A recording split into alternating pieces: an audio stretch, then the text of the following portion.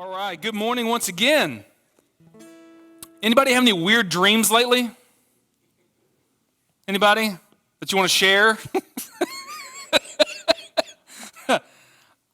When I was a kid, I don't know why I remember this, I had a dream that a crayon monster was chasing me. I don't even know what that really means. I just remember that I was running and he had like a head that was red, but it was like crayon color. And then his body was blue, and he had green arms, but they were in crayon color, and he was chasing me. I don't know. I don't know why I remember that from when I was 6 years old, and I had a crayon monster chasing me. But I remember that. It's so weird. But when you have weird dreams, have you ever had that dream where you're falling, and then you're supposed to wake up before you know? So hopefully you've done that. My dog has dreams, but Louie, but he only runs with one paw, so I don't know if he's skateboarding or I don't know what he's doing. I'm not sure exactly what's going on in his brain there, but one time I had a dream that a hamburger was eating me. No, that's an old Seinfeld joke. Sorry, yeah.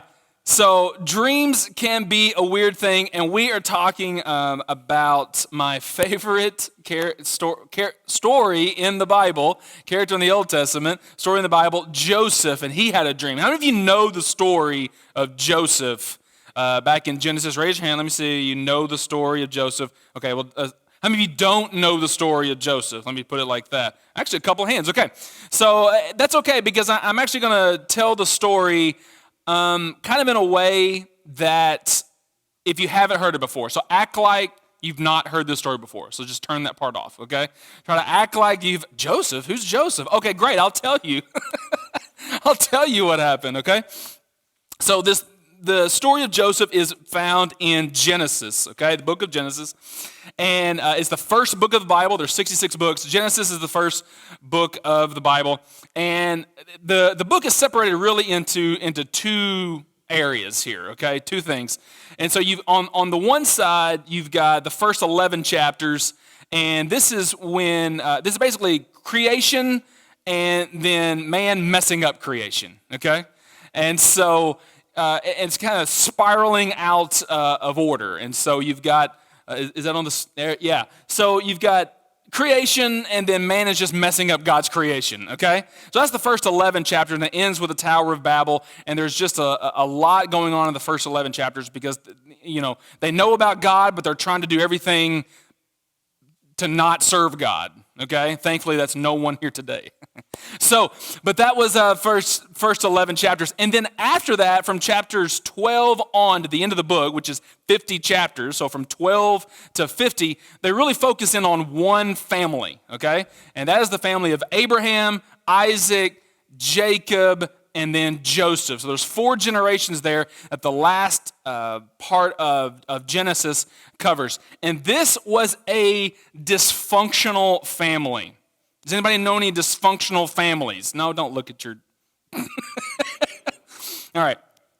This was a dysfunctional family, okay? So you had Abraham, and he had some crazy... So God comes to him and says, I'm going to bless all of nations because of you. And he gives him this great promise that he's going to have a son, but then he gets impatient and actually lays with his slave wife, sort of, and then they have a child to kind of hurry up the blessing. That wasn't going to work, okay? Why did Abraham think that he could do that, okay? So he tried to do that. And then you have Isaac, and he comes along, and he does a little bit better than Abraham in a couple of things, but then he has 2 sons, Jacob and Esau, and he likes one more than the other.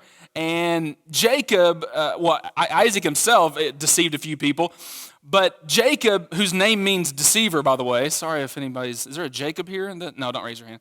The name Jacob, so he deceived a lot of people, including his brother Esau, to steal his birthright from his old blind father Isaac. Just a horrible guy. Like, who does that? But that's what Jacob did. And so then Jacob, he decides he doesn't want to just have one wife. He wants to have 4 wives. And like, come on, man. Like, what are you doing? Like, what are you thinking there? I can't handle one, okay? And so Jacob says, no, I got 4. I got this. And so it's like, okay, Jacob, have fun.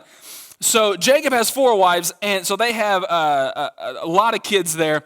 And one of those kids, his name was Joseph. And so that's who we're going to pinpoint on here today, is Joseph. So there's this dysfunctional family, and what's been going on is that mankind breaks God's promise, and then God restores God's promise again. That's kind of the story of Genesis, and that's really the story of humankind, where man breaks God's promise, and then God doesn't say, well, then fine, forget you then. No, he restores his promise back to them. That happens with Abraham, Isaac, Jacob, and then we come here to Joseph. And so God's plan is to rescue and bless this rebellious world. And we're trying to get back to the Garden of Eden. When it all started, this is not the plan that I had for you. I did not have for you to do all this sin and this rebellious and whatever. So he keeps trying to rescue us back to what he originally intended for us. So we pick up the story in Genesis chapter 37, all right? Genesis chapter 37. If you have your Bibles, you can turn there. We'll have it on the screen for you as well. God has a dream for his people to be faithful to him alone, to receive a future reward with him. That's the word of the Lord for us this 3 weeks. So I've got a 3-week trilogy for you, okay? So this week, next week, and the week after that, 3 weeks on Joseph. And so I'm excited. This is my favorite story in the Bible. So let's look at it. Genesis chapter 37, verse 1. It says, so Jacob settled again in the land of Canaan, where his father had lived as a foreigner. This is the account of Jacob and his family. When Joseph was 17 years old, he often tended his father's flocks. He worked for his half-brothers, the sons of his father's wives, Bilhah and Zilpah. But Joseph reported to his father some of the bad things his brothers were doing. Okay, so this is what happens when you have 4 wives. You have one son, Joseph, who is working for 2 of the other sons from the other wives. And so when you're the youngest, you get picked on a little bit. Do we have any youngest in the crowd? Did you ever get picked on? No, never. You have wonderful older siblings, don't you? And then what does the younger sibling do? Is they go back and they tattle to mom and dad what the older kids did. And so that's what's going on here. And this is their life. This has been their life for 17 years probably. This has been what Joseph has been doing. So verse 3, Jacob loved Joseph more than any of his other children, because Joseph had been born to him in his old age. So one day, Jacob had a special gift made for Joseph, a beautiful robe or coat, garment. But his brothers hated Joseph because their father loved him more than the rest of them. They couldn't say a kind word for him. So Jacob is not really helping matters out here, okay? Because he's got all these sons, he's got 12 sons, but he treats one very special. So much so that he gives him a multicolored robe, and he doesn't give anybody else. Now, that doesn't work. Parents in the room, does that work? Okay? If after church today, if you were to take, the family out for ice cream, but you only gave one of your kids ice cream, how would that go over? Okay? Like a lead balloon, okay? So we may do that here today, actually. Becky, let's I don't know, let's go and we'll give it to Claire. Claire gets ice cream today. Is that Okay, now I know why Jacob did that. That was fun, actually. That was fun just now. Just kidding. Why is he doing this? Like he's stoking the flame of this family dysfunction. I'm not sure what's going on here. Verse 5, one night, Joseph had a dream, and when he told his brothers about it, they hated him more than ever. Listen to this dream, he said. We were out in the field tying up bundles of grain. Suddenly my bundle stood up, and your bundles all gathered around and bowed low before mine. All right. Now, I don't know. This is like a text. I don't know the tone that Joseph is telling this. I don't know if he's being super spiritual here. Hey, listen, guys. I heard a dream, or I had a dream. Let me tell you about my dream. I don't know if he was kind of boo boo. Like I don't know what he was, but he was telling a dream, and I think I read it as he was stoking the fire a little bit too.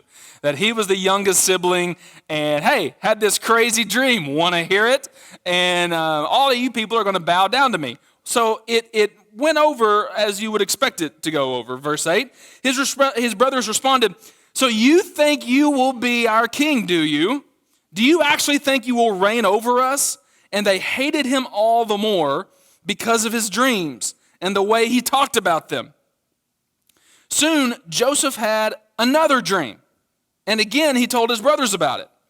"Listen, I have had another dream," he said. "The sun, moon, and 11 stars bowed low before me." Like, Joseph, like, do you not remember last time what happened? Like, this was not good. Why you keep egging it on? And not only that, you're adding the sun and the moon. So does that mean mom and dad are also going to come and do this? Verse 10. This time he told the dream to his father as well as to his brothers. But his father scolded him. "What kind of dream is that?" he asked. "Will your mother and I and your brothers actually come and bow to the ground before you?" But while his brothers were jealous of Joseph, his father wondered what the dream meant. So he had this dream about his mother and his father and his brothers coming and bowing down before him. Not just once, 2 times his brothers are bowing down before him. Now, what we have to remember about this is that in the English language, we use the word dream for a couple of different things. So over here, we have a dream to have a certain job, like we have our dream job. Or for some of us, we have our dream house, and we want it to look exactly like this, and we want the a pool in the backyard, and we want to have this many rooms, and this is my dream house. Or we have a dream to have $1 million in our bank account. Come on, somebody. And so we've got a dream to have this, or it is my dream to one day visit Paris, France, or it's my dream one day to visit, wherever you want to visit. Well, whatever your dreams are, okay? But you have these things that you want to do. I wanted to play in the World Cup when I grew up. That was one of my dreams. And then I found out I was not very good at soccer, so I could watch the World Cup. But we have these dreams that we want to do. And so how do you get those dreams? Well, you get those dreams by hard work and by sometimes saving up money, getting a good job, and putting the right people that are by you, getting a good education, whatever it is. But it's things that you are doing to make sure that dream comes true. And all of us in here, on some level, have a dream to do something, right? We kind of have a dream to do, it's something that's out there. This is not what Joseph had. He didn't have a dream to be great. God gave him this dream. And that's a different kind of dream. This is a dream over here where this is not something that Joseph was just trying to, I just want a better life for myself. And so I dream that my brothers bow down to me. It's not a better life thing. That's these kind of dreams over here. We all have dreams to have a better life. And so we want to work toward it or learn how to get it or whatever it is. That's not what this dream is. This is a God-given dream. This is a dream. We often say that Joseph had a dream. Joseph didn't have a dream. God gave Joseph a dream. And there's a difference to that, okay? Because a dream that you have for yourself, you can work toward, or you can learn how to get, or you can find the right people to get around you, and you can work to achieve that.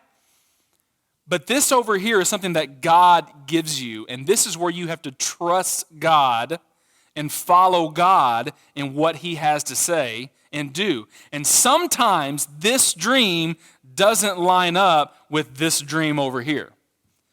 And so we have to choose, do we want to focus on this dream, or do we want to focus on this dream? Do we want to follow God for the dream that He has in our life? Do we want to follow Him, or are we going to try to work hard and try to figure it out ourselves or see how we can do that? Now, many times we don't like this dream as much because it's not too clear.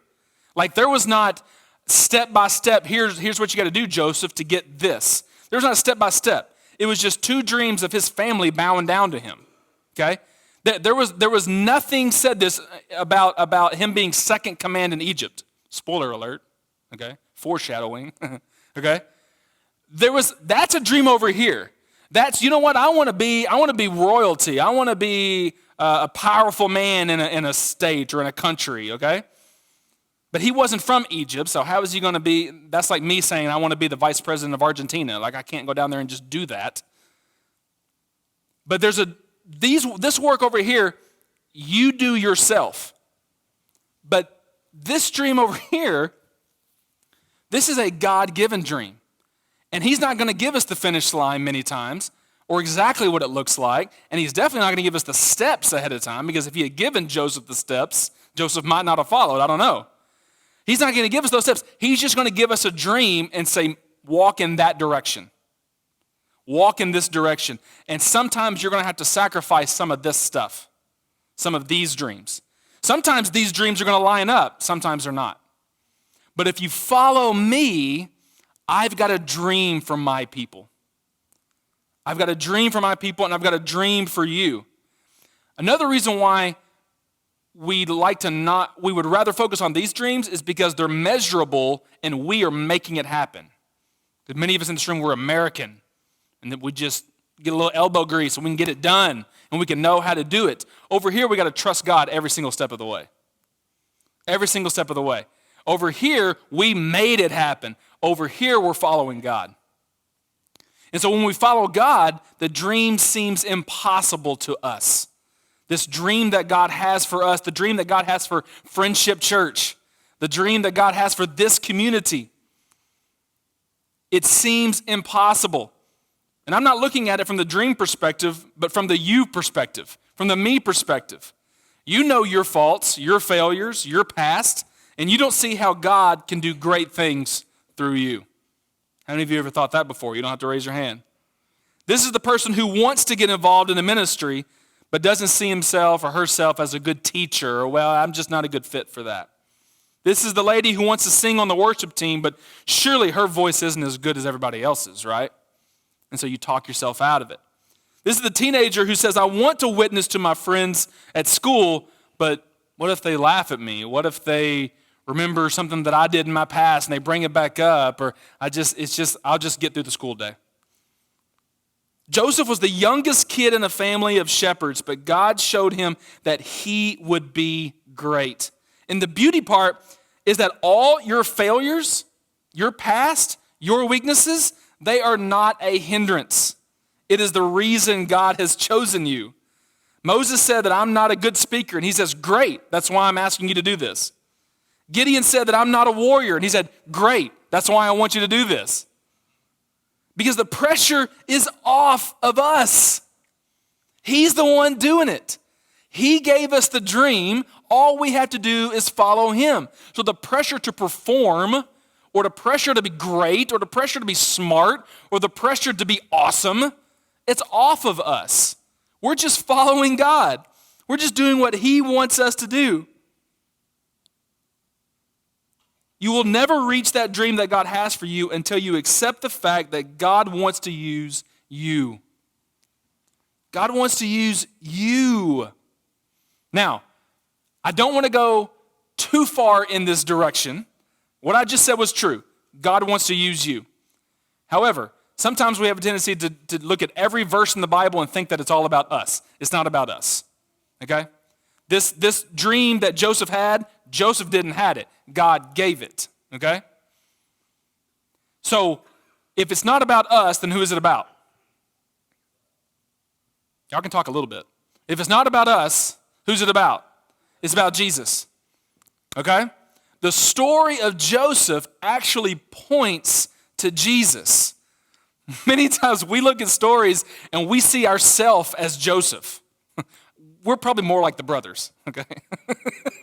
if I'm just honest, we're probably more the brothers, okay? We read a story like this and we're like, oh yeah, I'm just like Joseph. I have a dream and there's all these people that are just messing with me. No. Joseph represents Jesus because God used Joseph, another spoiler alert, God used Joseph to save his people.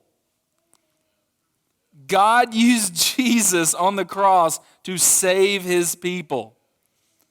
You are not so much Joseph as Jesus is Joseph. Joseph points to Jesus.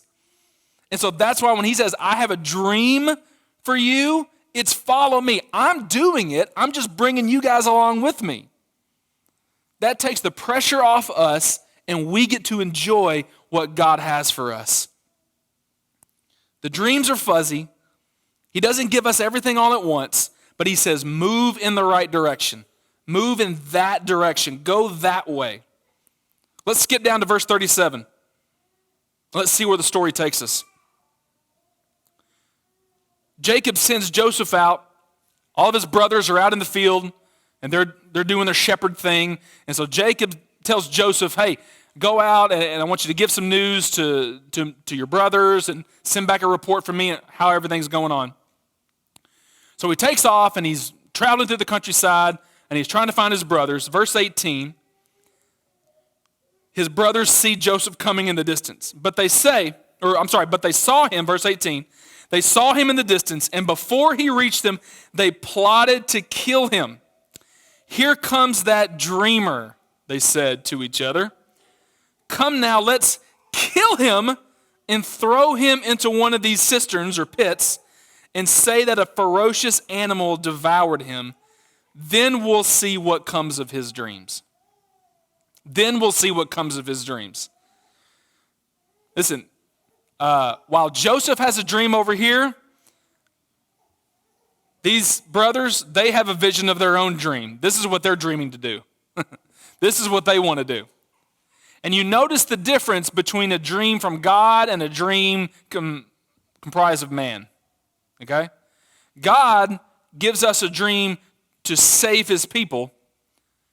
We come up with dreams that will make us feel good, that will make us feel better, something that we want to do, and they can be very selfish. That's a God dream versus a human dream. This is what happens. When we focus on God, that is the thread to goodness. When we focus on self, that is the thread to evil. Have you ever got a string on your shirt and you just thought it was a short little string, you wanted to pull it, and then you pulled it, and then you pulled it, and you kept pulling it, and after a while you had a short sleeve shirt, okay? When you focus on God, focusing on God, that is a thread that leads to goodness. So as you pull on that string, you are pulling and you're getting closer and closer to God. When you pull on a string of self, you think you're just doing it one time. You're just, well, I'll just try this one time. And you pull on it and, okay, God did not smite me dead. I guess I'm doing okay.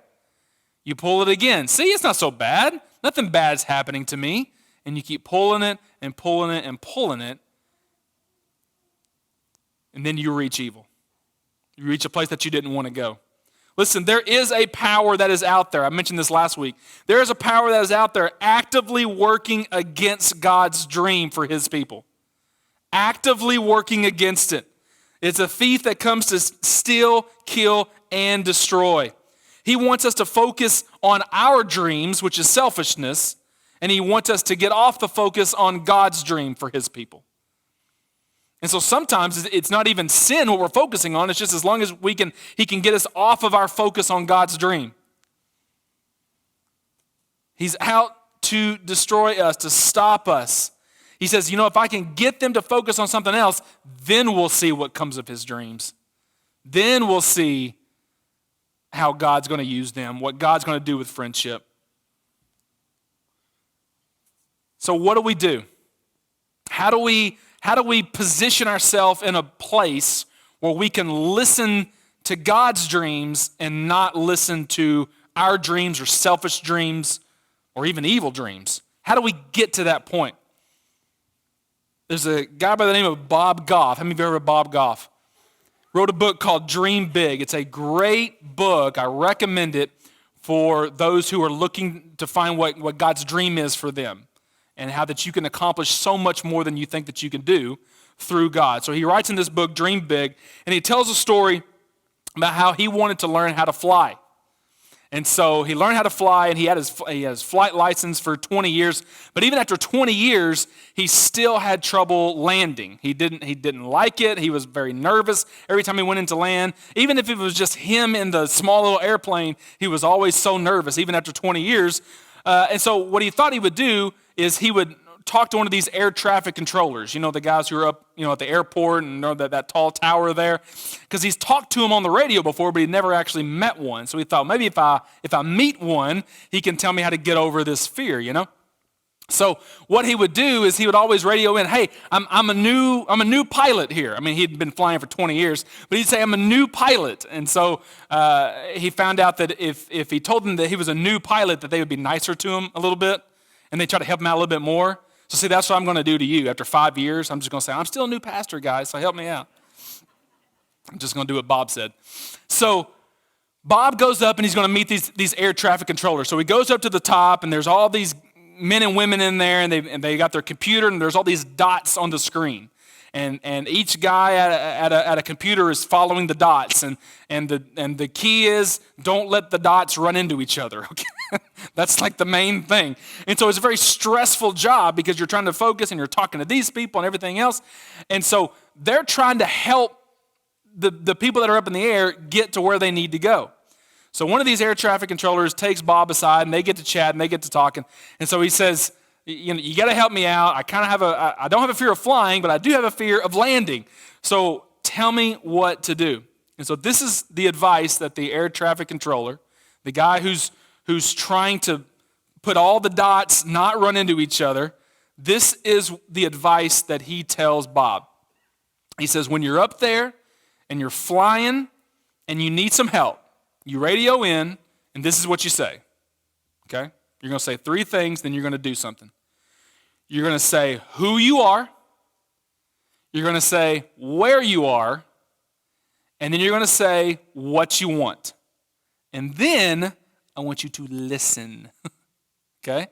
Say who you are, say where you are, and then say what you want, and then listen to the advice.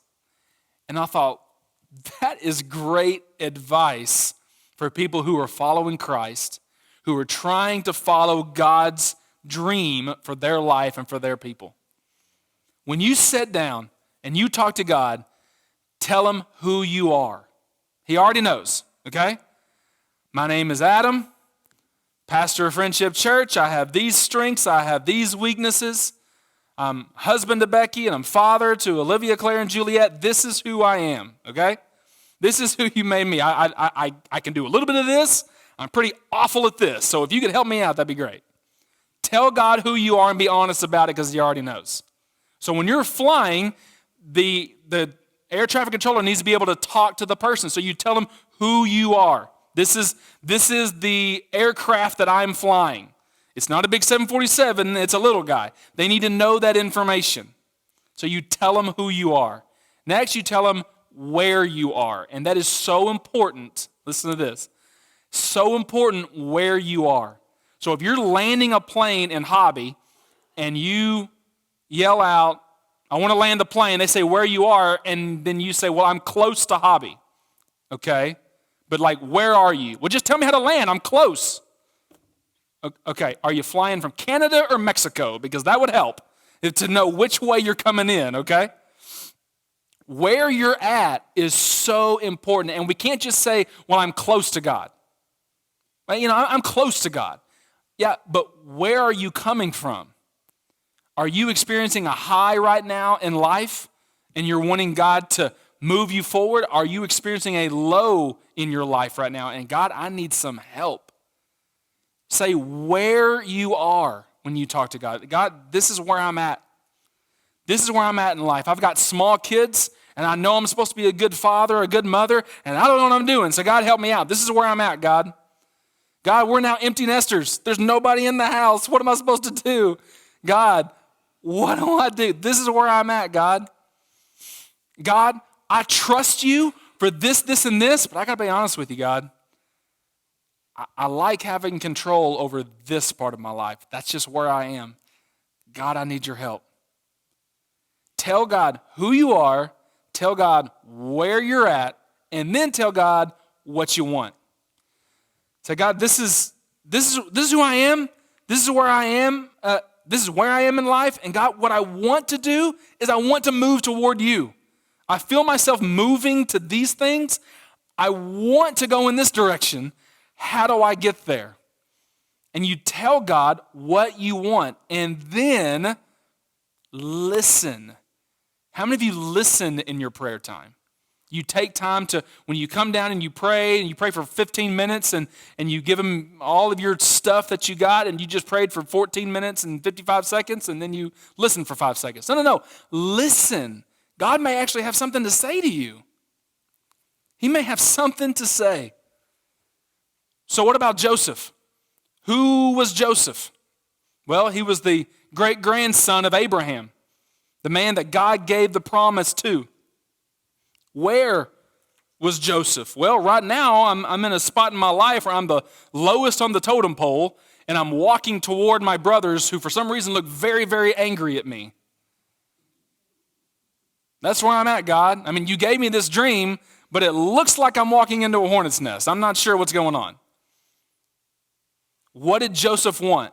He wanted to follow God. He wanted this dream that he gave Joseph. That's what Joseph did. So then what did he do? He listened. He listened to God. So what happened as he approached his brothers? You've got to come back next week to find out. But he spoke to Joseph and he listened. Pastor Victor, come on up. Listen, when we don't understand God's dream for us, when we have this dream, when we don't understand God's dream for us, what we typically do is we make up our own artificial dream. This dream over here for this stuff. Because we can actively work toward that. We can't see us actively working toward this over here. So we make up our own artificial dream. And this stuff over here, this artificial stuff, it's small, it's weak, it's shallow, and it's temporary. What happens when you do get that job? Now what? But God's dream for us that is over here, the dream that he has for his people, the dream that he has for Friendship Church and this community, that dream is big, and it's strong, and it's fulfilling, and it's forever. It's forever. There's not an expiration date to God's dream for his people. So when we follow God, when we listen to God, he takes us to where he wants us to go. Sometimes it's not where we want to go, but I can promise you where he is taking us is better than what we want for ourselves. So here's what we're going to do. We're going to go into a time of prayer, and I'm going to open up these altars. Here's what we're going to do. I want to invite everyone to pray, and I'm going to tell you what we're going to pray about. But I want to invite everyone to pray. So for some of you, you may want to come down to the altar and pray. For some of you, you may want to stand or maybe walk around a little bit or stay at your seat. That's fine, but I want you to pray. And here's what I want you to pray. I want you to tell God who you are. I want you to tell God, this is where I'm at right now in life. And then I want you to tell God what you want. Hopefully that is a move to the Lord. And then I want you to listen. Maybe God has something to tell us. Let's give him an opportunity to talk to us as well. Tell God who you are, where you're at, what you want, and then listen. All right?